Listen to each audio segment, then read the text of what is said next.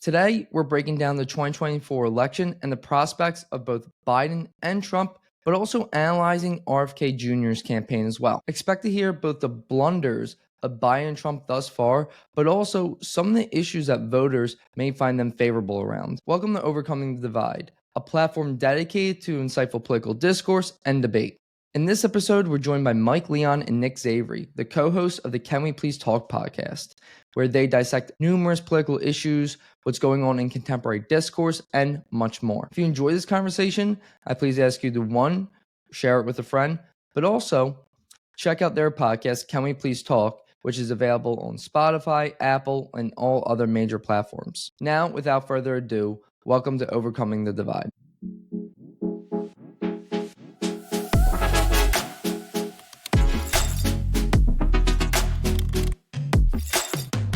Welcome to the show, Nick and Mike. Pleasure to have you guys here today. Yeah, thanks for having us. Thank you. Yeah, and for context here, you guys host the podcast, Can We Please Talk, which I took a listen to recently and really enjoyed the dynamic of you guys and also some of the guests you brought on. But under today's kind of conversation, what we're taking a look at today is Joe Biden, his presidency, how that's looked so far, what he's got going into the election this year, and probably a whole lot in between. But I'd love to kick things off on getting your guys' thoughts on if you had to assign Joe Biden a letter grade for his presidency, first term, what would that be and why? I know, broad question, but broad question, right? Well, you know broad what? question. I'll let Nick go first because I feel like I'm a little bit of a harder grader, and also, you know, as I've been doing some more, television and being more in the throes of the DC world, you kind of hear different feedback from different people, some that have worked for former administrations, et cetera. And we've had a bunch on our show. So I'd like Nick to go first because I'm curious to see what he thinks as well from a letter grade perspective. Yeah, I would say I would give him a B minus. I think by all metrics, and I'm going to talk about metrics in the sense now of nationally where we are. We're in a better situation than we were in 2020. Now, that being said, to the average American, let's talk about not those really sort of at the top 1% or even the top 10% from a socioeconomic standpoint. It hasn't been great. I mean, we're still in a situation where there's a growing income divide. And this is actually from just some reporting from Bloomberg. From a domestic standpoint, we've seen some pretty big wins in terms of the infrastructure package. The problem, though, with that is the benefits of it, we're still not going to see anytime soon. So when you ask me for a letter grade, I have to talk about now, like what we're experiencing. When we think about where we are economically in terms of interest, we're still in a place where the number continues to be high, but it fluctuates. In terms of some of those domestic wins, though, we're seeing a continued increase in jobs. Now, again, other side of my mouth here, I guess, because while there's still a growing income gap, we're still seeing more and more Americans receiving employment. From a climate standpoint, our spending as a nation toward addressing climate change continues to rise. We're not anywhere near trying to hit that 2050 goal of zero carbon emission. That's not realistic. But there's been an effort to recognize a very real problem that we're having as a planet. Where I mark him down a lot is, and this is, entirely true of Democrats, although more so probably with the Biden presidency, is, when I just shared those details about jobs and a better effort towards addressing climate change, we don't hear that from the press secretary. We don't really hear that really from his administration. What we hear often is, well, I'd like to do more, but it's just these darn Republicans. And to me, that's excuse making. We've seen a president who, in some ways, has been able to reach across the aisle. Unlike the former president, where that was really a challenging situation. And even previously with President Obama, particularly I'll use Mitch McConnell as an example. Joe Biden has had a better relationship with the Senate Minority Leader than arguably even the former president in Trump, and even more so with Barack Obama. And that's gone a long way in terms of when we address the challenge in Ukraine, if I'm going to move to foreign policy for a minute. And while McConnell is now the Senate Minority Leader, there's been opportunities to make some gains as it relates to bipartisanship. We've seen that with the passage of arguably a somewhat toothless gun bill, but it's the first type of legislation successfully that we've seen in years in relation to the gun issue in this country. So overall, I think by most metrics, he's done well. The problem is, A, his messaging is horrible. B, we're in a place right now where he's no longer inspiring us. I mean, I remember back in 2017, the speech he gave in his reaction to Charlottesville was the speech that I thought really just teed up his pursuit of the presidency. What he realized he probably should have done in 2016, but opted not to. From that speech, though, to now, we see someone who looks really like a doddering individual. It's a president and vice president combination that no one really is all that excited about. And for everything I've just said a moment ago, in terms of having a relatively successful administration, I mean, it's up there arguably from an economic standpoint, perhaps with what we've even seen in the Clinton administration. But as I say that, Bill Clinton left office in 2000, with a country that was in a good situation. Joe Biden goes into a situation in the 2024 election where it almost kind of nets out where this country is as it relates to economics. But I would say that we're set up for a better future, but the current here and now for the majority of Americans hasn't been great. Yeah. I kind of agree with Nick's letter grade, but C plus, B minus. I think the biggest thing for me right now is, Aaliyah has a famous song called "Age is Nothing But a Number." Well, I'm sorry, age is a number, and Joe Biden's 81. And if you watch the 2019, like what he was saying, I've talked to independent voters about this. If you watch Joe Biden 2019 primary, Joe Biden 2020, speeches, and you watch him now, to Nick's point, it's not inspiring. And to Nick's point, on the economic front, we are doing better economically. And I say this as somebody who is unemployed right now, whose industry has taken a hit, the media and technology space, the industry that I work in day job wise. So I'm unemployed saying this, folks, okay? So that way the transparency level. We are doing better economically, and the job growth, it's in sectors that are not mine. It's in healthcare, it's in leisure and hospitality, but we are doing better. But you don't know it. And to Nick's broader point, you don't even know that President Biden is matching numbers from arguably the greatest president, Bill Clinton, in terms of economic benefit for the United States. So he gets grades down for that. I agree that KJP, the White House secretary, is, and I'm somebody that's kind of glued to these pressers. Obviously I'm a contributor for a network, so I get a lot of questions asked about, Senate hearing committees, subcommittee hearings, pressers of the day, either from the State Department, from, what's happening at the White House podium. So I watch these things, and to Nick's point, it is a bit uninspiring because I don't think that there's somebody spearheading it from the top down that can inspire that message. And by the way, it's the same thing with the former president, Donald Trump. Anybody that he had at a spokesperson level, or even when he's given speeches to the American people, they haven't been good. They're a little bit off kilter and stuff like that. And what we talk about all the time on our show is you want to come out there, you want to practice, know your stuff, but you don't want to sound rehearsed. And right now, President Biden just can't get it together with respect to messaging, and his age is showing, and that's not a bad thing to say. It's his age is showing. Like, he's 81 years old.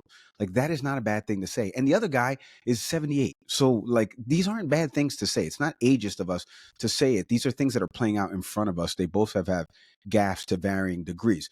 To Nick's broader point, again, foreign policy always ranks lower in terms of voter sentiment, but the foreign policy stuff, he came in, carried over the Trump philosophy of no new wars. We're going to get out of wars, including the longest one we've been in. And then he botches it, right? And then, obviously he's going up there from a messaging standpoint, talking about that the Afghani president will be fine, Taliban won't take over. And within 3 weeks' time, the Taliban is taking over. And we have what happened with 15 Marines, losing their life in that blast at Kabul airport. So, and we've covered that on our show, Nick and I. So the foreign policy stuff, gets him down a notch, because right now we're seeing Russia invade a sovereign country, their neighbor to the south, along their border. Now we're seeing China's aggression to Taiwan, and we're seeing what's happening in the Middle East. Now, again, he's not the president, prime minister of any of these countries, but military aid, assistance, all of that stuff is at the behest of the American taxpayer. So we're going to have to pay for that stuff. Somebody's got to pay for that, and we're the ones paying for it. And so you kind of give them a little bit of, a little bit of a markdown for that. But to Nick's overall point, what I looked for and the reason why President Biden, spoke to so many voters in 2020, that was the biggest thing, voter turnout. 150, 6 million people turned out. In 2016, there was only 123 million people that turned out to vote. And so the reason why is because he said, I will be a president for you. Doesn't matter, red or blue, right? I didn't mean to rhyme right there. But he said that. And people thought he would continue to carry that message. The problem is, to Nick's point, the message has gotten lost and the messenger is older now. And so I don't know what we do in this 24 election. This is a pivotal election where it's the first time ever where we truly could see a third party candidate get to like double digits in terms of, especially if RFK is able to get on ballots. He's still having ballot access issues. Cornel West potentially now is doing more TV and media as this ramps up. You never know with these third party candidates. And this is the time where 60% of Americans say they don't want to see this rematch. They don't want to see a former administration that they think was callous, disregard, flagrant in terms of some of the things that they did from a policy perspective. And we saw how the former president left the Oval Office, the first time ever not doing a peaceful transfer of power. And now we have this person, this administration in, which right now has had foreign policy botches, and we have wars popping up, obviously with Russia and Ukraine, Israel and Gaza. And yet we're doing better economically, but we're not able to get that message out to people. And he's not inspiring confidence to be able to get that voter turnout like he did in 2020. So I'm with Nick. I give it a C plus B minus. If there was a grade right in between there, I would throw it in there. I think a lot of what that boils down to, what you guys mentioned, was what's not going well is there's not a material difference made in someone's life. And you can point out, say, the CHIPS Act and be like, well, we're investing in onshoring chips manufacturing and safeguarding our supply chains from global issues, especially foreign threats such as China. But like, how does that help with housing costs and that increasing in 2022? The amount of cost burn homes, households, renter households, that is, increased to over 20 million, which is pushing like 8% at this point of the domestic population, maybe a little less. But so it's like material difference is not there. Another thing is that I don't know if there's like that vision for the future that you guys were kind of mentioning. There's a lack of a positive vision for the future. There is, though, this constant restating and rehearsal of like, we'll just mitigate the damage done from the other side. And this goes both ways, but we'll just not be them. And we do understand that negative polarization kind of drives a lot of people to the voting booths. Similar, like a great example of this is abortion rights and reproductive rights, whatever you may call it. That is a key issue, especially for suburban women, but a lot of people as well, that drives them to the polls. But it's not like the Democrats are promising they're enshrine them, or they're not even like putting that together as a policy hope or aspiration. So I think it's the lack of material difference in people's lives, the lack of a positive vision for the future. And what you point out, Mike, which I think was astute, was Biden comes in, he pulls out of Afghanistan. It's not the best pullout. A lot of things go wrong, but he's out nonetheless, ending a foreign war. And within a year and a half, two more. And people can go back and forth and be pedantic over whether the war in Israel is something that really concerns us and whether we'll get dragged into it. Well, I think we're already dragged into it, but nonetheless, there's just like the foreign policy botches, as you called it. Especially, I think it's the word I'm looking for is it hits harder, especially just this past tax day. People are paying taxes and they see just right after that it is now 60 billion is going to Ukraine and I believe 13 billion to Israel. Okay. How about the fact that homelessness has increased by over 10% in the last couple of years? How about the cost of living is increasing for the average American? And to the jobs numbers, you mentioned like in the leisure industry and healthcare industry, at least the leisure industry, I can say more confidently, like these are not the high paying jobs that people are going for. There may be more jobs.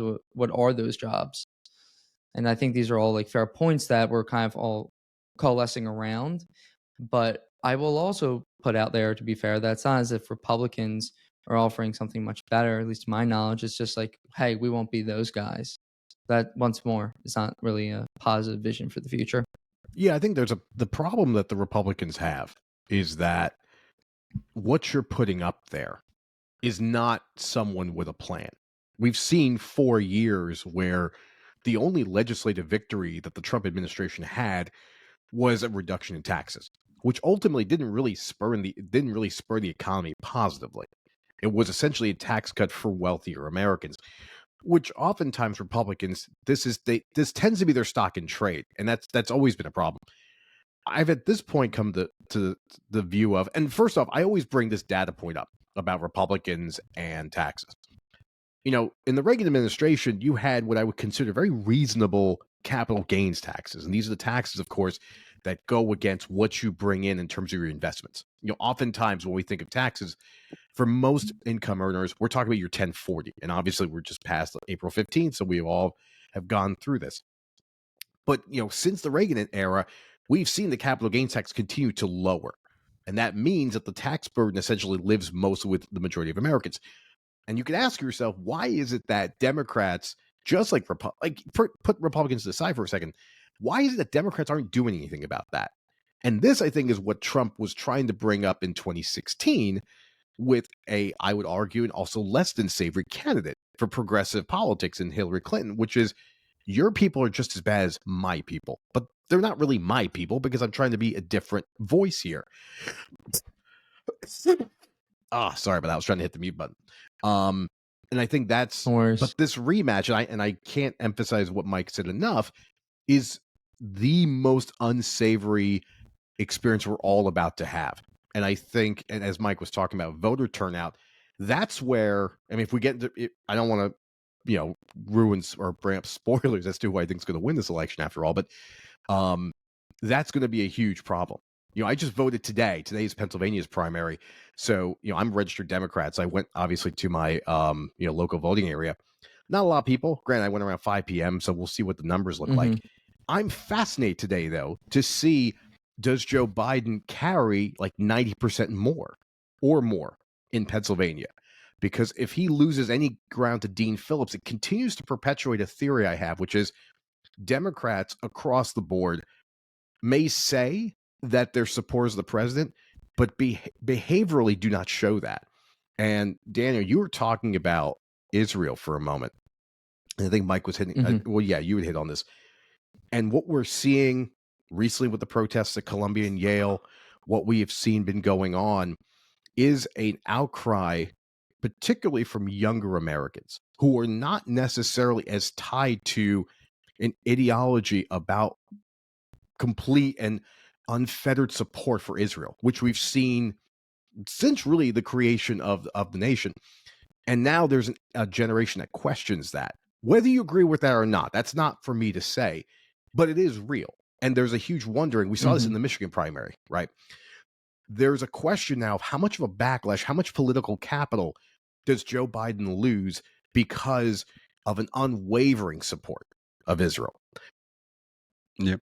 Look, I think Nick touched on a lot of different things there. The only thing I would put a bow on this before, and again, I don't know what direction you want to move in, Daniel, but I think for Joe Biden right now, and you're going to see this a lot play out on the traditional linear networks where everyone's going to overtalk and look at all these numbers. I don't put too much stock specifically now in the primary votes, like Pennsylvania. How many people really knew, besides Nick, that today was Pennsylvania's day to vote in the primaries, or that people in Texas, it was their day to vote? Like, a lot of people don't know the primary calendar. Voter turnout is always lower in the primaries. That's been true for decades, right? And it's mainly because, again, it's not as wall-to-wall coverage. You have an incumbent president. The GOP side is already wrapped up, obviously with Donald Trump reaching the amount of delegates. So, there's no interest there. There's nobody still around. So I wouldn't put too much stock in this. But what people are going to try to look at is these numbers to see if it tells them anything heading into November. You're going to see poll after poll. And the biggest thing I always tell people is when you look at these polls, just look at how many people were part of this poll. If it's 300 people, you can't extrapolate. I mean, you can, but A little bit of it, Mm-hmm. not a lot of it. If it's a 4,000 person poll, right? Like, what are some of the questions? Where's the plus minus leaning in the polling? So we're all going to try to overanalyze this, but the biggest thing for Joe Biden right now going into, and I'm curious to see how he does on the campaign trail, because 2020 campaign trail was him and cars beeping, if you remember, because, we were still going through COVID measures. So a lot of his campaign rallies, people weren't, they were attending them, but it was like kind of muffled sound that you couldn't get like a true audience type thing. Whereas the Trump rallies were just, straight chaos thrown in the wind, and everybody kind of cramming into places to see him speak. Mm-hmm. And so I'm curious in 24 right now as he goes on this campaign trail. I'm just curious to hear what this sounds like. We know what Yeah. we know what it'll look like, right? We know that the people with the signs will be behind them, and we know that there'll be the network set up covering these events and the questions and stuff like that. But what is he going to say? Because back to Nick and I's point, and you made this point too, Daniel, as well. Like, we are involved in these wars. Like, we're giving aid. We just gave $60 billion. The House just approved this package of $95 billion. $60 billion is going to Ukraine. 26 billion is going to be going to, or 20 billion, excuse me, is going to be going to like replenish our weapon stock. Israel aid's in there. There's money in there for the Indo-Pacific and coverage for our, what is happening with China's aggression towards Taiwan. And so, like, all of this, we're involved in these wars. We're spending this taxpayer dollars. And so his message of economic recovery and what I've done, what the last guy did leaving the office of the presidency and this democratic state, do you want it to remain one? Vote for me. We're on the flip side, the Republican side right now, the party is fractured, and I know it because I'm steeped in it, and there's people, I'll talk to people when I'm about to do a television hit and they're Republican strategists or they've worked for former campaigns for Ted Cruz, et cetera. And they'll say to me, I wouldn't say that out there. And it's like, what are you saying it to me for in here? You got to say it out there where the cameras matter, because the issue that they're having right now is he has a grip on the Republican Party, but there's still about 30, maybe 25, 30% of folks that, if you look at the voting totals from the primaries and caucuses, voted for Nikki Haley or voted for Ron DeSantis, right? So there's people that wanted to try somebody different, but at the end of the day, will they still vote R down the ticket?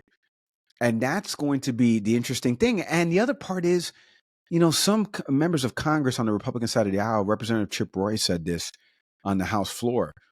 We haven't passed anything, guys. Nick and I have members of Congress on, and they've said that this is going to go down in history as the House that's passed the lowest amount of pieces of legislation. I think around 28 to 30, if memory serves me correct. This is terrible. And Chip Roy's like, what can I go back to my district in Texas and tell them that we've done, especially a border state where immigration has been listed as in exit polling as people's number one issue.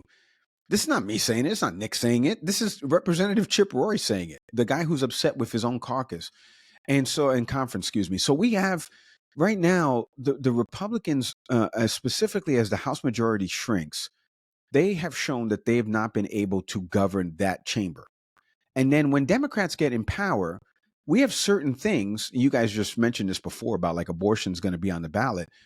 Where is that message of what's the plan to codify? Can't go back to the law of the land. What's the message? What does that plan look like to make Roe v. Wade or that instance or write that legislation so that there is an access to reproductive care for everybody at a federal level that supersedes state mandates and laws. Like, where is that? Like, what does that look like? They have alluded to it, but they haven't specifically outlined what it looks like and how to do it. We've seen with the student loan debt, right? I'm running on this, but now you're getting challenges from it. So I'm so interested. I want to get to November already. I want to fast forward everything. I want to see one or two speeches, a debate or two, which Nick and I are involved with a foundation that is trying to get all of these candidates access to debates. And we could touch on that in a little bit, but like, I want to see one or two debates, and then I want to see what happens the week of, November 5th through the 8th. It's funny because Democrats use the argument of the in support of abortion and women's reproductive rights, a little like the way Republicans use guns. There's there's this sense of, if you don't support us, this privilege will be taken from you. There's not a, if you vote for us, we'll put into law provisions to make sure this never gets taken from you.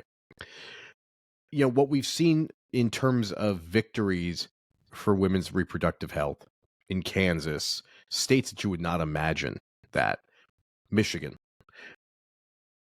you know, we've seen at a state level that there's been victories there. And that's many ways have been a good thermometer of why this has been such a horrifyingly bad issue for Republicans.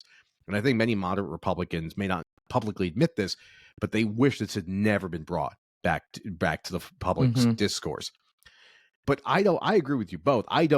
Even if the Democrats were to win, let's say they run the table, they win back they keep the White House, the Senate, and the House, they won't get enough votes to pass anything. But what you can run on is, if we don't win, there may be federal protections in place to make sure that you don't have access to an abortion. That what you're seeing in Florida right now with a 6-week ban may become the law of the land. And at the very least, Democrats can win on the argument of, the last time you all sat out in 2016, we got 3 justices up there that absolutely lied during their Senate hearings about their views on a woman's right to choose, got on the bench, and then went ahead and just gutted Roe v. Wade. So there's going to be that ability to put forward a very real specter that if you don't support Democrats on this issue, that this will become the law of the land. I mean, as a cynic, I don't think that's the case, but I totally understand the argument. And so I think if we were look at what's going well for Biden here, is abortion being this galvanizing issue for a lot of people. And then also Trump's chaos, which we didn't really dive into. But simultaneously, what Trump has going for him, and this is quite potent, I would say is even stronger than maybe some of his irrational truths, as it's called, is the feeling of nostalgia. And let me take you back to a time very quick where it's 2019, gas is rather cheap, the economy is growing, steadily. What the hell is COVID? Things felt rather normal. And you can see this, and this is maybe something of my generation, but you can see this on TikTok and Instagram Reels. Maybe you guys have seen it yourself, where you'll see a few second video of bliss, and it will have a caption saying 2019, and then it will go to a dystopian future, usually from like a movie such as Blade Runner 2049, and say 2024. I don't know if you're familiar with any of that I'm speaking to, but it just speaks to the nostalgia of past times. Now people look at that more fondly, and it's not just Instagram Reels or TikTok here. This is like actual policies, or actual polling indicates this too, from a Siena poll that surveyed over or about 1,000 registered voters, found that the 18% of people voters said that Biden's policies helped them personally, while 40% of voters said that Trump's policies helped them personally. Whereas on the opposite end, I believe it was 43% of people said Biden's policies hurt them personally, while only 25% of people said the same thing. So these are this is pretty abnormality that we're in, where you have a not vice, but a former president running for re-election. I believe there's only maybe 1 or 2 have done in the past, outside of like their term. But nonetheless, I think it'd be quite difficult for Biden. And something that we kind of touched on briefly, and I want to get your guys' thoughts on this, is, and what I just mentioned too, but also with that is the Israel-Gaza war. As mentioned, younger generations have a whole different view of this. And overall, the American people, from a YouGov poll, found that just voters, or American people in general, surveyed that 60% of them disagreed sending military aid to Israel. It's a majority. So all of this is amounting to, I think, some kind of catastrophic ending for maybe Biden come this November, but he does have a couple things going for him simultaneously. So I kind of just want to get your guys' thoughts on both of those parts real quick. I mean, look, the polling number and Biden, I've seen a couple different instances as he's about to get on, the helicopter and go somewhere, either to speak to voters somewhere or do a press stop somewhere. He's always said, you guys are looking at the polls the wrong way because these polls tell me this, these polls tell me that. I think what's interesting from what you just said is, and huge Jewish diaspora around the world, specifically here in the States, Palestinian diaspora. Nick and I have done different episodes with, an Israeli historian, a Palestinian historian, somebody covering the war for one of the major networks stationed out there. And every single time, all you got to do is go to our comment section, Can We Please Talk Podcast. You can go check it out for yourself on Instagram, on YouTube, and you can see the vitriol that's, in either direction. What Nick and I get, we've both been called Hamas supporters, then we've both been called Israeli supporters. It's like it's intellectually, dishonest and lazy, because what Nick and I try to do on the show, and it's so funny that we're on your show, Daniel, called Overcoming the Divide, because we're not going to be able to overcome the divide because people don't believe that the sky is blue, the sun is yellow. And then there's people that are selling that the sky is red and the sun is green, and they know it's not red and green, but they have to wake up every morning and they have to do it, or else they're not going to make any money. So, and I say all that to say is that you can see those instances playing out before us. It's kind of why Nick and I started the show, because I'm a former Fox News producer. I've worked in television. Nick and I went to college together, journalism grads. And now we've kind of become thrown into the DC circles and the television punditry world. And now we get members of Congress on the show. So we're able to ask some of these questions. And we come at it from subject matter experts. We want to get subject matter experts to answer these questions. Why is the U.S. giving so much money to a country and then giving money, $9 billion in aid relief? So we're supplying the weapons to blow it up, and then we're handing them out meals after we blow it up, attaboy, as we've seen the videos from Al Jazeera of all of these aid packages with food being dropped off to folks in Gaza or by Rafah at the border. I mean, it's ridiculous. So I think for President Biden, and you're mentioning the young vote's always critical. And your TikTok algorithm is different than mine, but I'm familiar with the trend that you're talking about. Okay, I get good. a lot of North Sea videos because of my wife watching all these North Sea content things, or I get police chases. Nick, I don't know what Nick gets. Nick probably gets wrestling videos or something like that, and then I send it to him. That's probably why he's still in that funnel. But even just in that right there, there's polling that shows people get their news from non-traditional sources. We just did this on our last episode, where, obviously the TikTok ban and what, the House is trying to pass and trying to get ByteDance to sell. 170 million people on that platform, they're all getting their news and information from something that's not CNN, MSNBC, Fox News. They're not reading traditional papers. All of them have converted to digital. And so we really don't know how young voters are going to sway, but we're seeing more and more protest around the Biden administration's handling of the war. Back to the primary voting process, and Nick mentioned about Michigan and the uncommitted vote. Yeah, it's considerably higher, 3-4 percentage points higher, the uncommitted vote, than when Barack Obama ran for his second term. So there's polling that shows that. But at the time, there wasn't a war happening in the Middle East, right?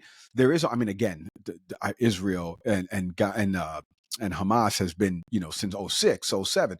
But there was not a war happening at current present time like there was what happened on October 7th. So it's going to be interesting to see I don't know if people are going to have short-term memory, with respect to this election. I think that issue will play out for people. I think the issue is going to be, and you've heard tons of pundits say it, I agree with it, it's the couch. It's this, you know what? I'm not going to vote. I don't want to be a part of this. I don't like either of these guys. 2019 was great. Cool. But then 2020 happened, unfortunately. Like, it did happen. And the response, as D-Wade likes to say, it's not about falling down. It's about getting back up. And our responses in 2020 with Trump as president I mean, we all watched those pressers from home, right? We were like, what is this? This is supposed to be our commander in chief. Then we thought, obviously Governor Cuomo was doing a good job. Turns out he was not doing the best job. Like, we Yeah. didn't know what to It's make of controversial our, words there. yeah, it's like we did not know what to make of our leaders at the time. And we were swayed in either direction with public opinion. And now look at look at the backtrack of where Governor Cuomo is on the outside of politics. And so I think what the biggest thing for me is going to be is that do people forget about all this stuff? Do they just not turn out? Do we go back to 2016 levels of voter turnout? I know Democrats won't want that because it's historically Republicans always go day of, right? But now the mail-in ballot process is more elaborate, it's extensive, it's extended to other states. Like, I just don't know if there was going to be an issue that would get people to not go to, out and vote. If you could think of one thing, economic collapse, right? Something like that. I don't know. People think that there's tons of people coming into our country illegally and Custom Border Patrol is saying that numbers are rising. Or, I don't know, Jews are under attack on college campuses and there's a war in the Middle East. Oh, geez. I got all three of those things, and like, so, and then President Biden is the current president. I don't know that Donald Trump is the solution to that. But President Biden, to Nick's point, we don't know if he's the answer either. So you could get a lot of people that are like, you know what? Not my, as my wife likes to say, not my monkey, not my circus. So they'll sit out. That's not the right thing to do either. Nick, what do you think? You want? Yeah. I think the thing about the rose-colored glasses in 2019, and many administrations will say this, and I'll echo the same thing. So, we're a few years removed, from 8 years of what many would consider a successful presidential administration in Barack Obama. And I said earlier that, Trump's only legislative victory was reducing taxes. So you set up a 2019 where where he's still basically banking on 8 years of economic recovery. So the country is in a far better situation than it was in, say, 2008. And then with the pandemic, and then you move to a situation where economically companies are still playing catch up. And I say this because inflation being what it is, when you still see high prices in your stores, if inflation costs were to go down, does that necessarily mean that companies will reduce their cost? Not necessarily. Many companies took PPP loans, are still trying to use that as an excuse of, well, we keep raising prices for for whatever reason. Inflation could sometimes be lobbed up there as a justification for rising costs. Daniel, you were talking about housing costs. So where I live in Pennsylvania, in 2020, we actually moved here. And at the time, the price for our home was incredible. We lucked out when we moved here. Shortly thereafter, between lumber costs and other additives, essentially, I'll say, to get a home like ours, even for our neighbors who just came maybe a year later, significantly higher asking price, also coupled with high interest. Interest as it is, yes, that is a matter that lays at the feet of the Fed. And I do put that on the administration of the White House. But in terms of price gouging, which is often what you're seeing in grocery stores, that's a consumer advocacy problem. And I don't see any easy fix. I mean, I think even if you have a Republican president, does that mean immediately that prices go down? I don't know. I do think, though, that, when, one thing that also came up and something I read from Bloomberg was, those $1,400 stimulus payments that were given to voters, not even just voters, just American citizens. Problem with that is, and I think you need to do that, but the issue is when you're giving money directly, you devalue the money, hence inflation. So there is a problem with trying to come out of a massive economic downturn during the pandemic to a situation now where companies are playing catch up and using the pandemic as an opportunity to try to recoup lost money. Again, despite receiving federal support in the form of PPP loans, that will live on Biden because of the, that he's currently president.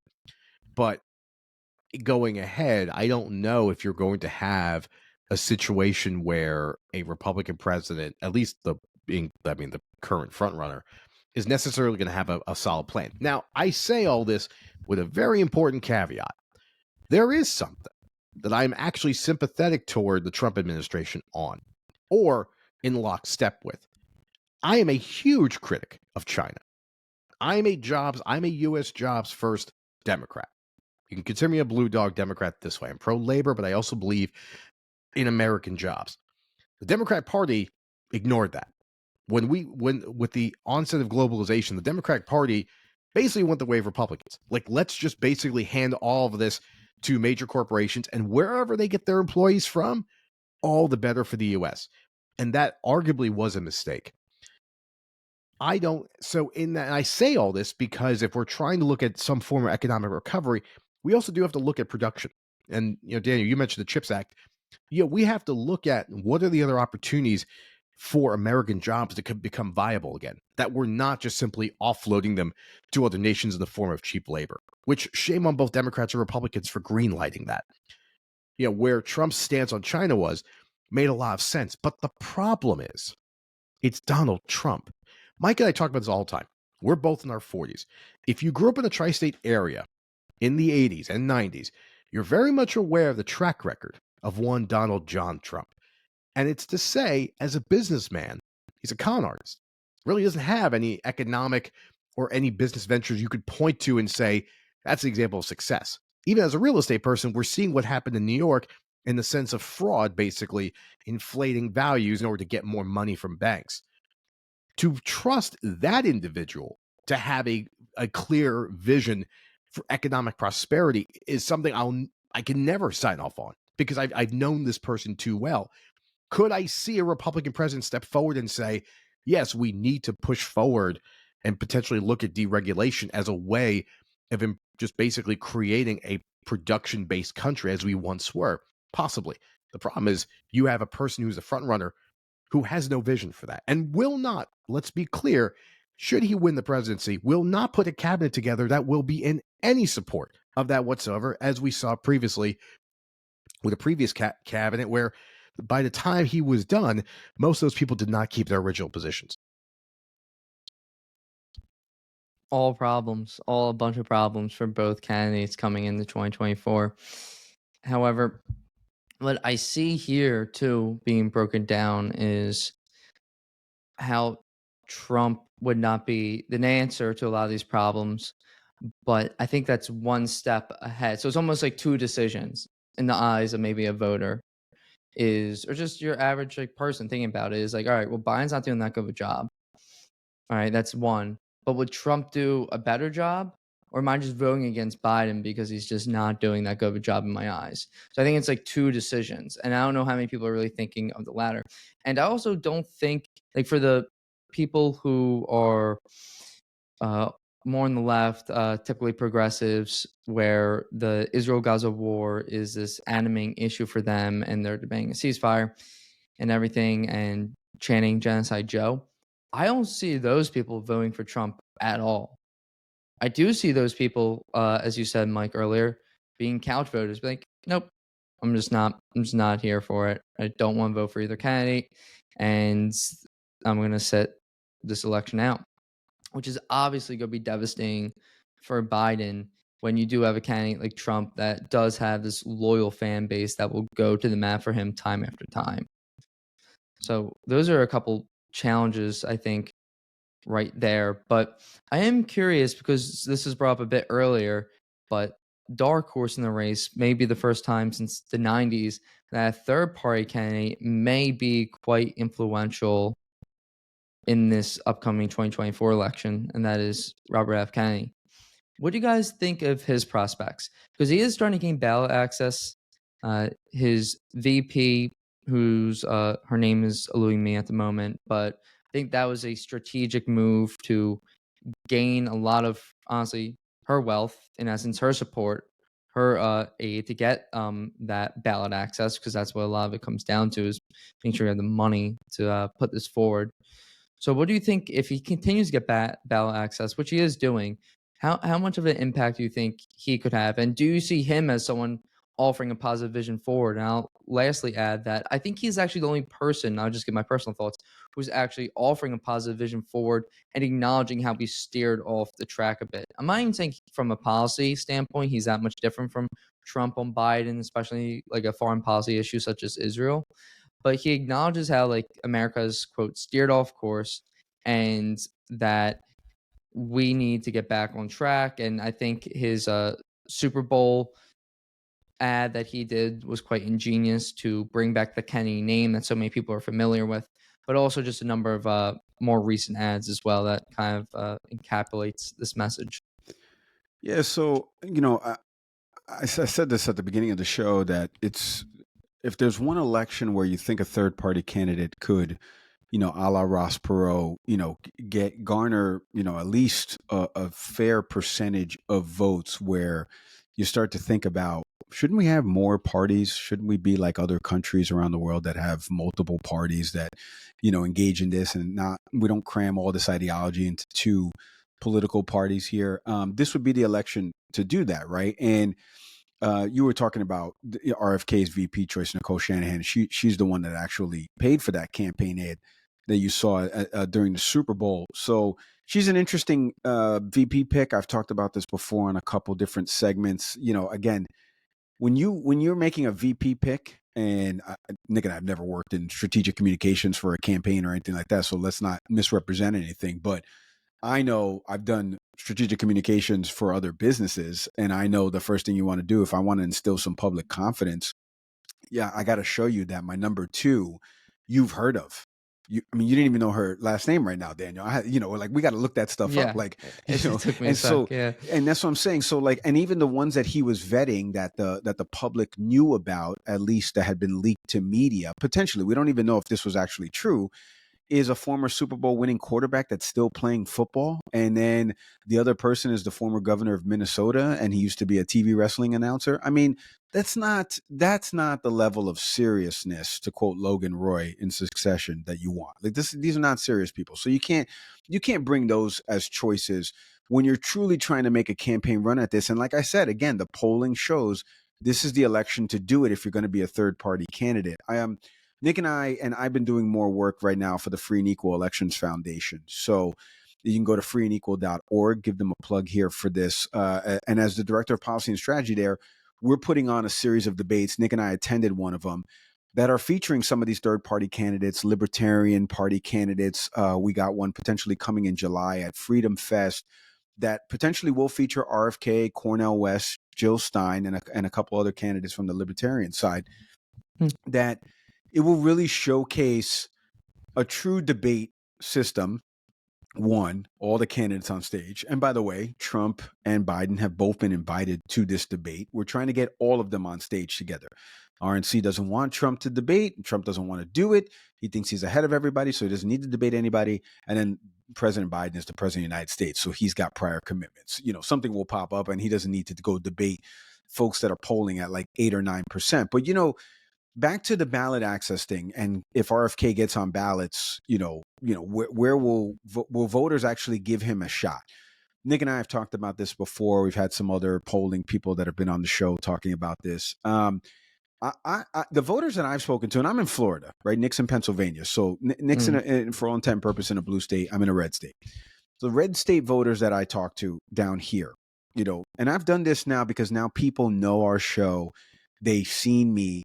So of course their first inclination is to just regurgitate everything politics wise that they have built up inside of them. And so I said, okay, well, let's do this. Let's do a little circular table here. I'm going to go one by one and you tell me who's standing out to you. These are Republican voters. These are not, maybe some say they're independent, but they voted Republican in the past. And they're all like, I do like RFK. I would vote for RFK. So for all of this, Biden, and there's a new NBC News poll that talks about this, for all of this, like RFK is going to steal votes from Biden. The people I've talked to, again, in a red state with a red governor who just ran for, the GOP ticket, they're all like, we would give RFK a shot. We think, he has a little bit of Trumpage. And obviously, the Democratic Party doesn't like him. So he kind of encapsulates a little bit more of what we want to do. He's taken on as an environmental lawyer, he's taken on some of these companies head on and stuff like that. They'll point to different things like that. in his past. The family name, I don't think resonates as much, except for people that are deeply instilled in politics or entrenched in politics, I should say. So I don't, RFK died in 1968. Like, I don't, how many people really know, when he died, how he died and stuff like that. I'd be hard pressed to find anybody under 25 that would truly know that without looking it up. And so I don't know if the name carries as much weight. But what I do know is, and especially Cornel West now too, with Israel and Gaza and his show of support for the Palestinian people, and he has sat at a couple of these rallies at a couple of different colleges, and he's doing more TV and non-traditional TV. Both of these folks, if they gain ballot access in these states, again, I think you're going to get to like 11, 8, 7% with each of them respectively, and that's going to really make for an interesting 2028. Like, could somebody, actually buck the trend of the traditional RNC DNC path, go it independent, and really get a third party movement in this country? And that's kind of Free and Equal Elections Foundation. And I've come around to this because I've always been on the side of you vote third party, you might as well throw it in the trash. I still feel that way, but that's only because from a math perspective. That's not because of from an ideal world perspective. From an ideal world perspective, we should have multiple parties and we should have multiple candidates representing those parties, and they all go and debate each other, and then we all go to the ballot box, and there's 4 or 5 people listed, and we go see who will be the leader of the free world. Not 2 choices, and one's 81, one's 78, and we can't do anything about it, and we're stuck into this. So from an ideal world perspective, I agree with that.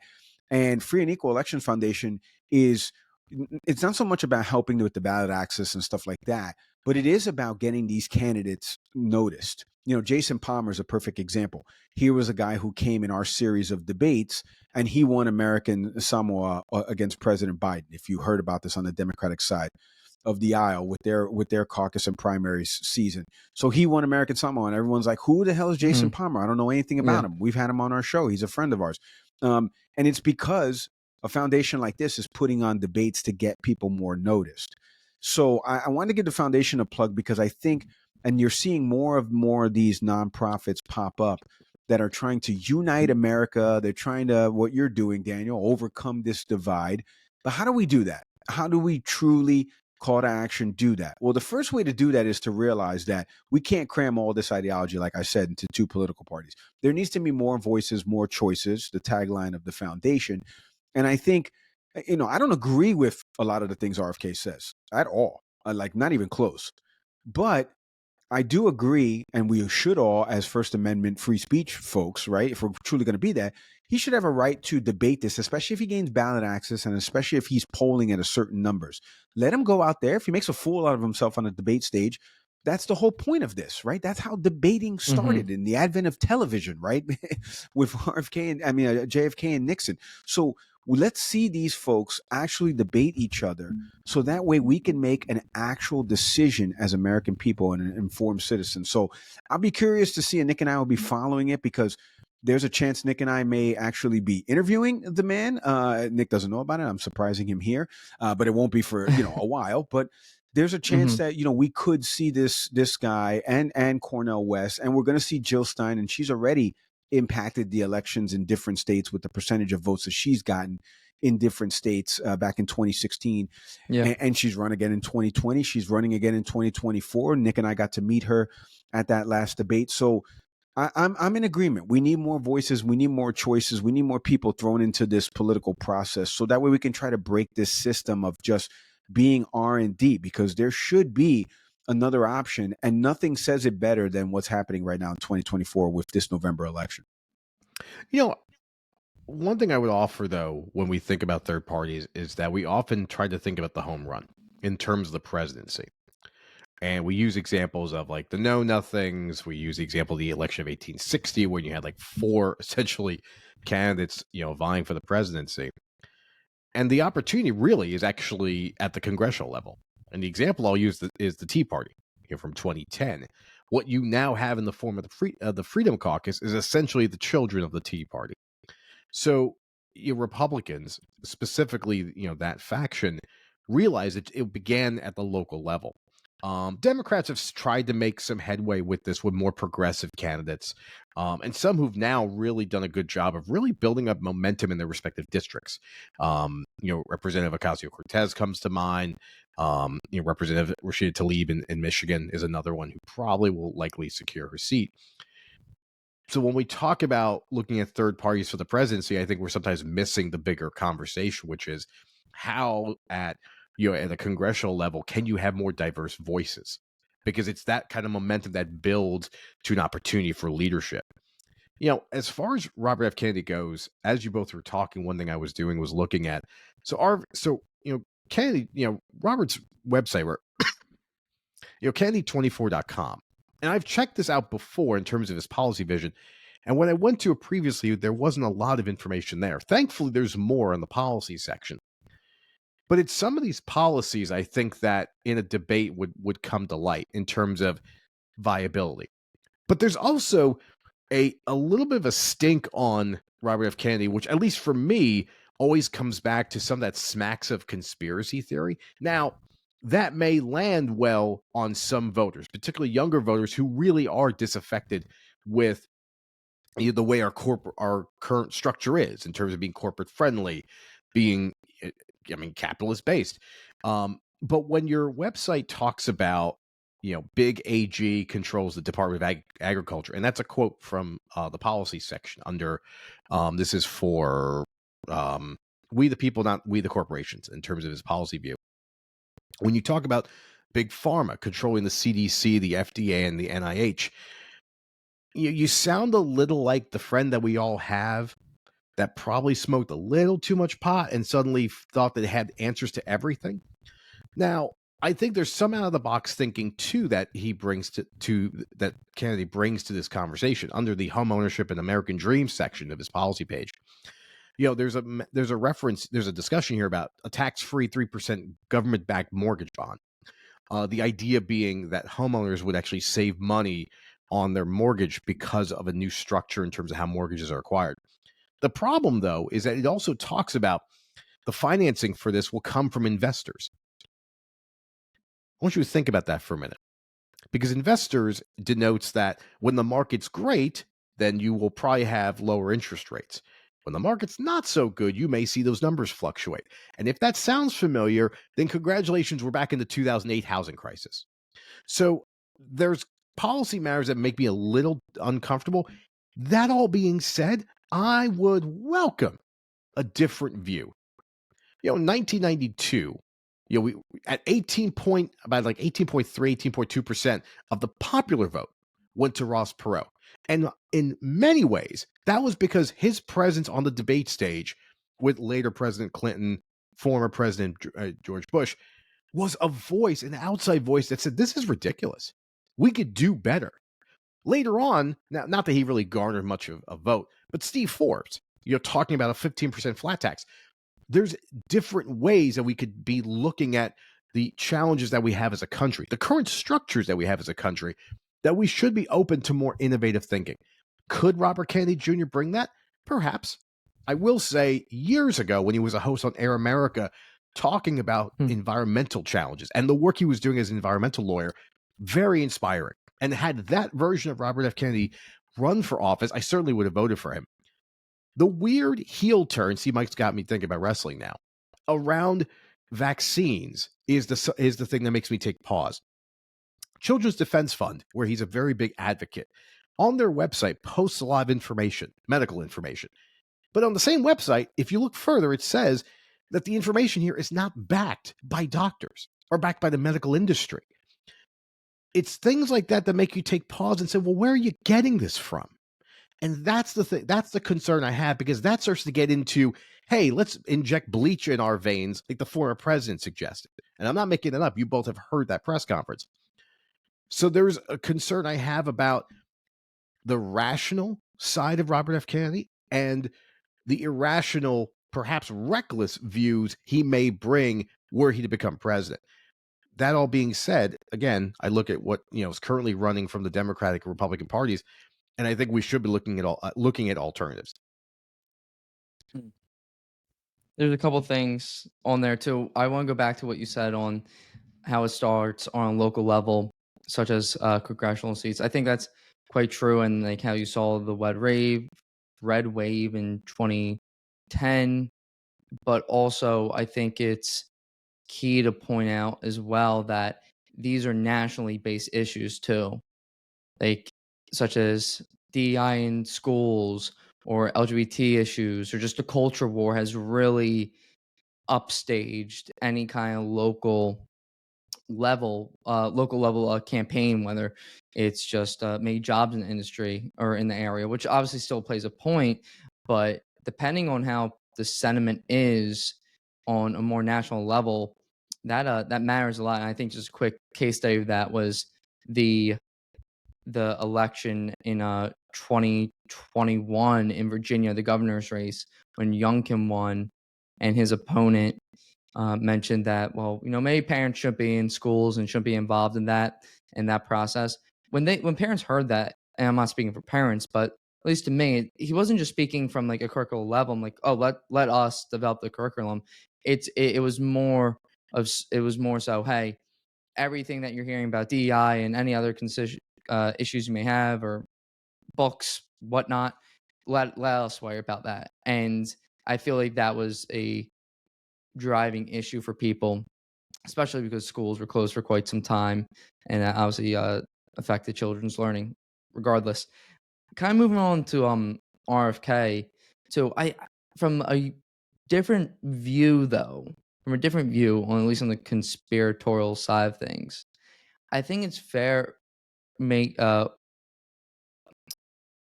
making mention of that a conspiracy really boils down to maybe the lack of acceptance or the fringe nature of it. But what if it was just simply accepted by everyone? And what I mean by this is that when you hear if Biden says, I guess I'm going to get like granular here, but join me for the ride, please. When Biden says Israel is not committing a genocide, for example, and people are like, well, there's X amount of Palestinian deaths, civilian deaths, over 28,000. There is reckless Israeli behavior, military behavior that is in Gaza. You're seeing tons of some aid workers and journalists being killed. What is this temerity that they're portraying? And also just the amount of like these anecdotal stories that you came out, like one I heard today where the IDF allegedly was playing sounds of crying babies outside a refugee camp. So when people came out, like Palestinian refugees came out to see those hear those sounds, they were shot at. All this stuff is like, well, I see this right in front of me, and you're telling me it's not happening. So who's like the conspiracy theorist now? And maybe that's not the right labeling of it. I'm just kind of like providing a counterclaim to things that, even though it may come off conspiratorial, I think there's also deeply unpopular stances that give people pause, but they're just widely accepted as being normal. The You thing guys about tracking that? Yeah. yeah, I mean, I appreciate that counter to that. The worry I have, and when I talk about Robert F. Kennedy Jr.'s stance Mhm. on what he would consider sort of shadowy agents that are controlling elements of the government, what we find is often that the data doesn't back that up. I mean, particularly with the vaccine issue, he really was parroting talking points that we've seen previously from Jenny McCarthy, who herself has changed her view. And it's ridiculous that I'm mentioning a former Playboy Playmate here, but that's kind of America right now when we talk about science. But when you have someone who likens vaccines to autism, which has been denounced, and in fact, the person who put forward that argument lost their medical license because the research that they put forward could not be verified and backed up. That's what would cause any concern. When you say that, well, what people see in front of their eyes to tell them otherwise, could you be the conspiracy theorist? I understand the view, but what I would offer, though, in some of the takes that Kennedy Jr. has had, at least in particularly in science, is, well, the experience of an individual person. Tell me where that's coming from. Because if we're saying vaccines cause something, and you're looking at your particular child, well, then I would offer is, can we talk about causality for a minute? Because when we do talk about, for example, the IDF bomb, hitting a building, well, that's true. Like if you saw it with your own eyes, that indeed happened. If you're telling me that a vaccine then produced autism in your child, you're saying that you witnessed two things happening and you see the link. And I would say, in just any basic understanding of human anatomy, there's a lot more processes that are going on, and you probably want to talk to medical experts to get a better understanding of that. But in the matter of a military attack, sure. I mean, you could certainly say, hospital X has been hit. There's no denying that. Granted, the IDF may refute that sometimes, but I understand your point. But the struggle I have there is that you can be confronted with fact, and it's really hard to refute that. Yeah, let me take it a step further here, because I was hopeful that Nick didn't say what I was going to say, and he did not, and he didn't come close. So at first, the first thing is, and the thing that Nick and I do is the transparency part of this, right? With our show, like the reason why Nick is passionate about this is because his wife is, an emergency room doctor, like, especially in the pediatric section. So he's sitting next to somebody who is a medical professional and expert, right? Daily. I have a daughter who's on the spectrum, right? So this issue is incredibly important to me. So I don't agree with anything that RFK has said. My kids are vaccinated and stuff like that. And I also agree with freedom of choice. Like if you don't want to vaccinate your child, that is your choice. Like, I mean, it is. There are doctors that will refuse you. When I lived in New York City, the pediatric firm that we would go to, it said it on the door. Like, if you don't want to give your kids vaccines, this is not going to be the practice, for you. So that's the whole part of this freedom of choice. It was kind of like with the COVID vaccine. Nick and I have said this a bunch. You don't have to get vaccinated. You should. But you can't tell me, I lost my job for 25 years. I was working at this place. Cool. Great story. Compelling and rich, to quote Ron Burgundy. But unfortunately, you don't own this company. So you can't work here anymore, my man, because we've decided to make a policy where you got to get vaccinated. If you don't understand that, tell me and I'll explain it to you. Because this is my problem. And you're talking about the high-arching theme of this show, Daniel, overcoming the divide. We can't overcome the divide when people don't have a conversation on the up and up. That is on the up and up right there, okay, with respect to the vaccine. You don't got to get vaccinated. Nobody's stopping you. You can't complain that you lost your job. You don't own this company. You don't own Walmart. You're not the Walton kid. So you don't own this company. So sorry, get a new job where they will allow you to not be vaccinated. It's not that hard. This isn't rocket science. Back to what we were talking about before with RFK and his platform and conspiratorial things. The problem with conspiracy theorists is if I say 10 things and I get one of them right, it's the broken clock effect, right? Where you'll be like, wow, he was right on that. We've seen this with Alex Jones. He was right on that. He said this. That's great. He said 80 other things within the last, because again, he's in this content generation space. He's got to make money. If you don't have the hot takes, you're not going to make money. You know how I know that? Because Nick and I are not making money. We're not making money. We don't have the hot take factory coming out each week. These folks, and again, I say this as somebody, if I had worked at a deli for forever, if I was a plumber, and no disrespect to anybody having those jobs. If I had those jobs and I didn't work in news, I didn't work at Fox News, I didn't work in conservative media for WR Radio, I don't know Sean Hannity personally like I do. Like if I didn't do any of that, I'm on TV at CNN. Like if I didn't know any of that, then it would make more sense to be like, yeah, I don't know about this. But the problem is I lived in these systems. These folks, they come back after going on TV and then, hey, what are we doing here? Let's go catch this. Let's go do a game. Like we've had people say that to us. We've had members of Congress on our show say that to us off mic, where, I'll give an example without giving the congressional women's names.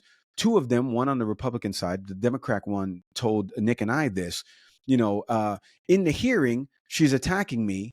When the camera turned off, we should work on something legislatively. Why would I do that? Why would I do that with you? Are you going to retract everything you just said about me that's false on there? No, of course not. So back to the conspiracy theory part of this, and it's why I tell people to diversify their news sources. I'm not stopping anybody from listening to Candace Owens or Steven Crowder or Ben Shapiro or reading Matt Taibbi or Barry Weiss. I'm not stopping people from doing that. I'm just telling you now, their revenue streams have changed. It's the same thing with like Mehdi Hassan, who's been on our show, who left MSNBC. Now he started his own network. But is he going to regulate things? Because he's over here saying, "Yeah, I'm going to let people say what they want to say." Is he? I don't see any. I don't see any Latino voices on there. I don't see any other folks on there that are whatchamacallit, of different persuasions to be able to do that. So now he's got to wear that content generation hat. And my problem with conspiracy theorists are specifically the ones that are espousing it, not the ones that are consuming it. The ones that are espousing it, you can say anything and throw it up against the wall. One thing sticks. That doesn't absolve you of the other 18 things you got wrong. Like you're 1 for 19, you'd be demoted to the minor leagues. You'd be sent down already, unless your name's Jackson Holiday for the Orioles, who's struck out so many different times. This is wild to me that we are putting these things in this category of like, yeah, it's a conspiracy theory, but only if like some more people believed it. No, how about if it was true? Is the government some big conspiracy? I'm sure the government's compartmentalized like every other company. The CEO on down never told me what was happening. He would tell it to my boss, which would trickle down to his boss, et cetera, et cetera. And maybe I would get a piece of that information. That's the way the government operates. We've had former FBI, CIA, DOJ folks on here. That's the way it operates. It's compartmentalized. Is it a big conspiracy? Are there things they're not telling us? Sure. I'm sure there are. But if we're going to operate that everything is conspiratorial in nature, then you need to go all in on the conspiracy theory. You need to be taking out all your money, not trusting the bank system. You shouldn't have an Apple iPhone because that has a UDID that tracks you device-wise. You shouldn't have credit cards because that tracks you and tracks your method of payments if you're using it either at ATMs or at different kiosk locations. You got to go all in on the conspiracy theory. That's the only thing I would counter on that, Daniel. So the first one, you can throw 18 things on the wall. If one of them is right, that doesn't absolve the other 17. And the second thing is for the people that are truly living in the conspiracy lane, I better not see you waiting online at the Apple store for a brand new Apple device and stuff like that when you're talking about the government being tracking you. When I just told you, as somebody who's worked in product and technology for 15 plus years, launching some of these platforms that you use, they're tracking you. You can't live in both worlds and say that you believe in this and then you're partaking in it. Appreciate it. I think all this kind of just speaks to the failure of institutions and mainstream media, which I would just counter with. And I wasn't at least attempting to equate vaccine conspiracies, whatever they may be, with a genocide or a alleged genocide. More so that it's the framing of the two, which are both pernicious, not saying they're the exact same thing. Nonetheless, it's like that 1984 quote. It's like, ignore your eyes, ignore your ears, don't listen to what like you're being sold or what you're seeing. But nonetheless, I think there's points are valid that when you talk about regulation and who's doing the regulating, but I mean, let's use a mainstream media outlet such as Fox, or let's use another one such as MSNBC that peddled different, literally conspiracy theories, such as on Russiagate or on January 6th. I mean, for Fox News, that is by all means a mainstream media outlet that's well regulated. It peddled lies about the election for months until a lawsuit literally forced them to admit that they were wrong. That's mainstream. So I think all these independent creators are coming out of the failures of these mainstream outlets and government institutions. Let's talk about the CDC that said we're not going to release vaccine data because we don't trust the public. You don't trust the public? That's not your job. So we can counter that, night and day, but this all kind of generates from the fact that it's coming from a failure. It's coming from a need. The market's demanding this because obviously the people are not happy with the status quo. I'll also go back to that one pundit or commentator who was fired or let go, or who left, I should say. He left based on his Palestinian comments or his comments on the Israel-Gaza war. That view obviously wasn't really permitted there, so he went. He's doing his own thing now. So it's basically just not fitting a certain narrative within the mainstream that's kind of, I would say, generating this. I mean, you always had guys like Alex Jones who were putting out these awful conspiracy theories, like such as the Sandy Hook one, which literally hurt people and their families, and it's despicable. But nonetheless, I'll just count conspiracy theories, plenty to go around. And I agree with you that you shouldn't just pick and choose and be like, oh, well, I believe in that, I don't believe in this. No, but let's look at like where they're coming from, which I think it's a failure to admit on, say, an institution or mainstream media outlet the truth in the matter. So Yeah. Yeah, I would offer there too that, when we talk about Alex Jones, there's a theme to this conversation today. We're talking a lot about national issues. And often when we do that, we inevitably we end up projecting ourselves into these situations. And I was saying earlier about the death of local information. Now, I talked about like local discourse. I talked about local elections. And a big thing that comes up for me often on our show is the death of local media. So local newspapers, and I'm still a newspaper person, continue to disappear. A couple of years ago in the Atlantic, there was a great story about a major newspaper in Chicago that basically was bought out by a hedge fund company. And the company basically just gutted the newspaper because they looked at it as a commodity, and you find a way to profit, make profit off of it, gut it and remove it. So we've gotten to a place, and I bring this up with members of the House all the time, not necessarily on a show, but like a concern I have is when I hear someone like AOC talking about climate change. I get it. It's real. Fine.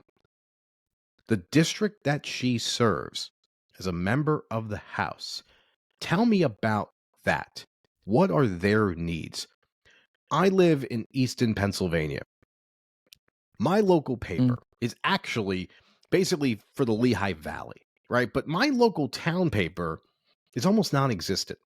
When I know more about national issues, but I can't tell you what's going on in my town council or where my legitimate concerns are or my aspirations are about the activities of our mayor, something went wrong. And I think that continues to be a bigger problem is that when I go to the grocery store, there's ample copies of the Philadelphia Inquirer, right? Or even the New York Times, especially on Sunday. But local news, which is the information that helps us decide school board elections, that makes sure that we are civic-minded, involved individuals in our communities, at some point got stamped out. And now we're left with looking at 24-hour news programs, national news programs, that put forward a narrative. And Daniel, you were hitting on this in terms of, be it from MSNBC or Fox, CNN, whatever, that paint these narratives with some level of data, but some level of speculation that have us really in a place of emotional turmoil.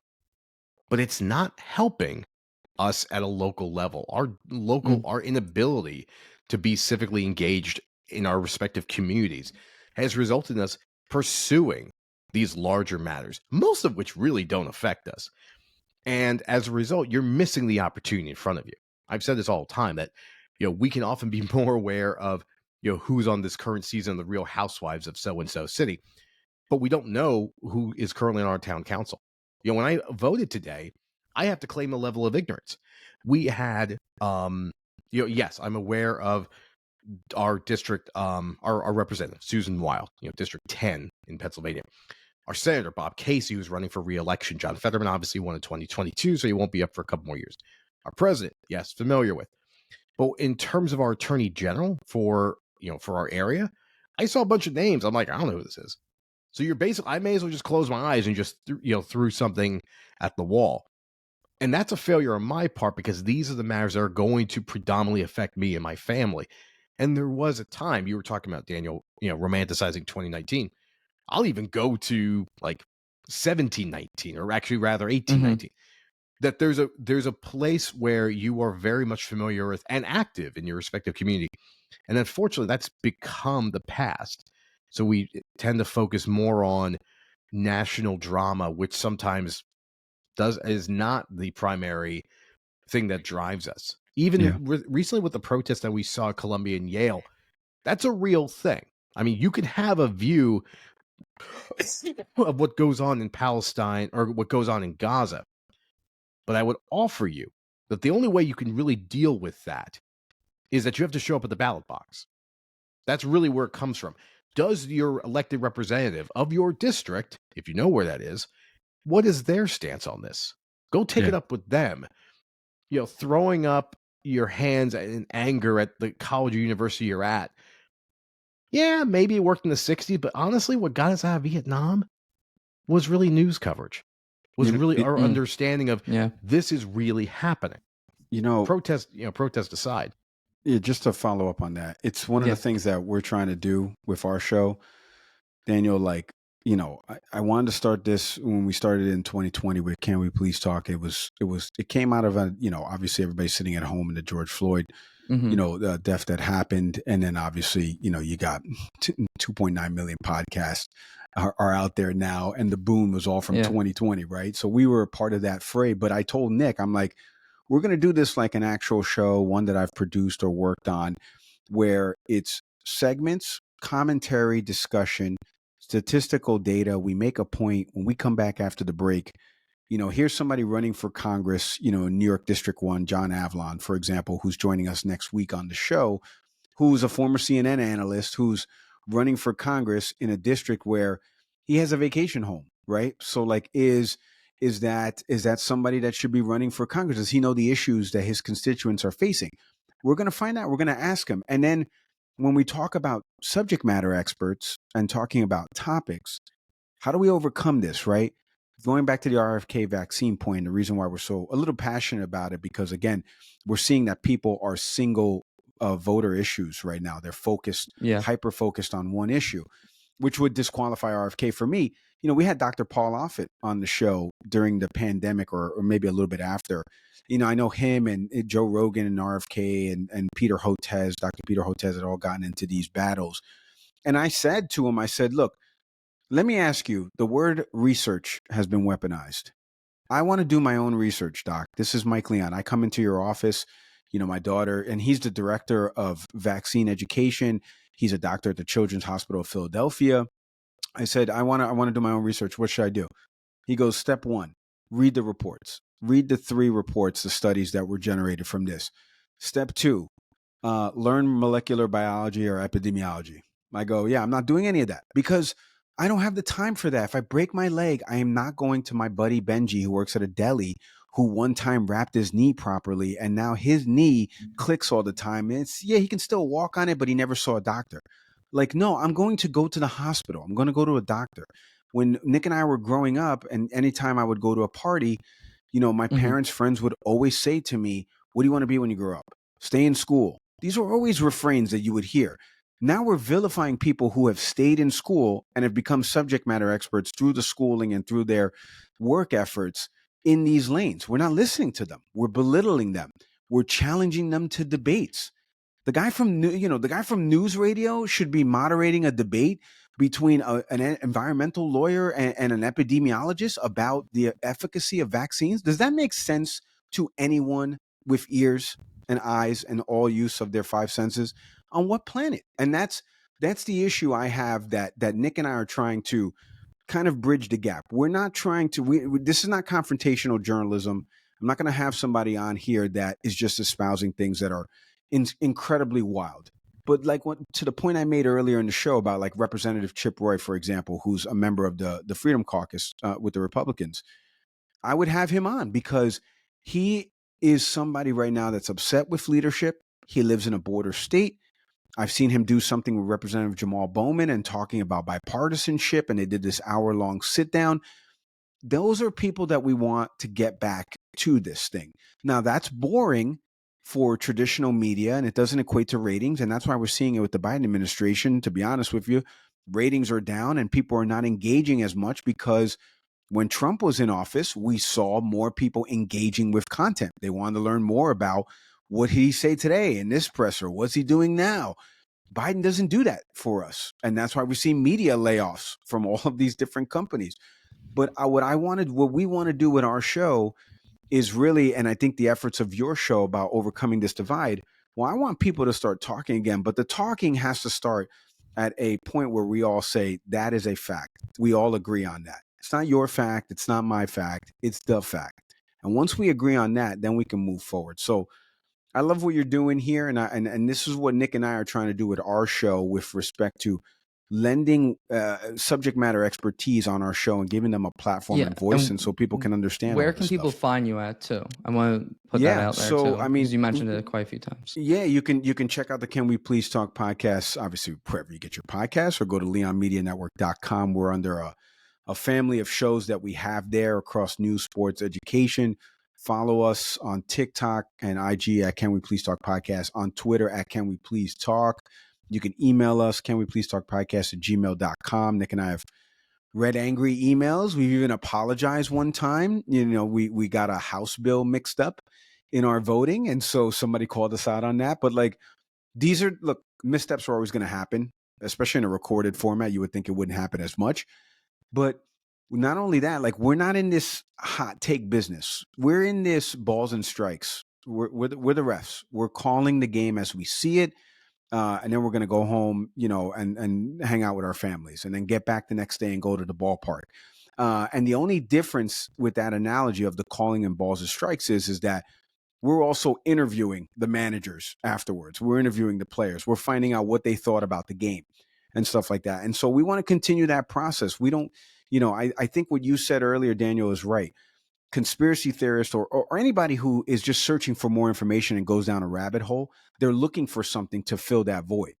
So within that, and we've had people tell us this, Nick knows this, hey, you're my source for news. And what do I say to them? We should not be your sole source for news. You should be diversifying your news. You should be going to Reuters and NPR and AP News and Yahoo News. You should be going to every single one of them, finding the same series of facts and commonalities.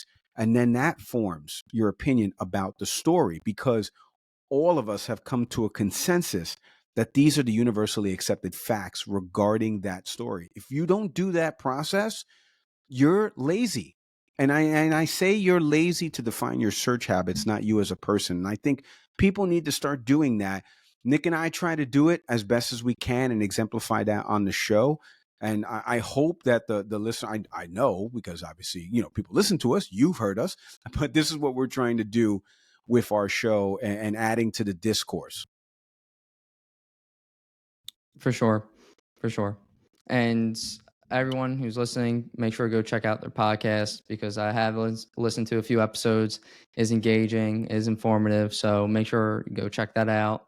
But I do want to close it on a note of just last thoughts regarding 2024. If you had just one prediction as what you're thinking of what's going to happen now, if you would like to give that out, that'd be interesting, because I'm not someone who has shame about previous mistakes, unless they're obviously intentful or just something else. But I do want to looking back and seeing how that did plan out or how that didn't pan out the way I thought.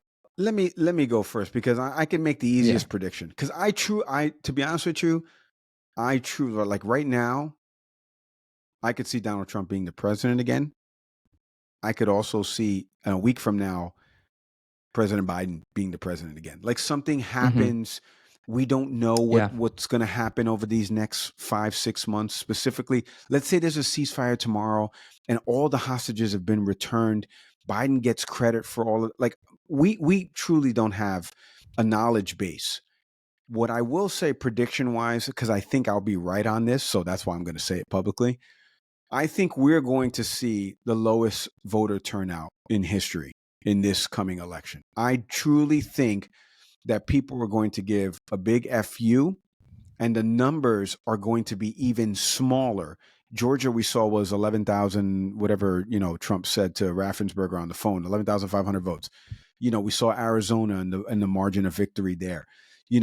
I think the margins are going to be so much smaller because A, voter turnout's going to be lower, and B, if RFK, Jill Stein, and Cornel West get on ballot access on these states, I think you're going to see that number impact the general. So will it be 2016 level?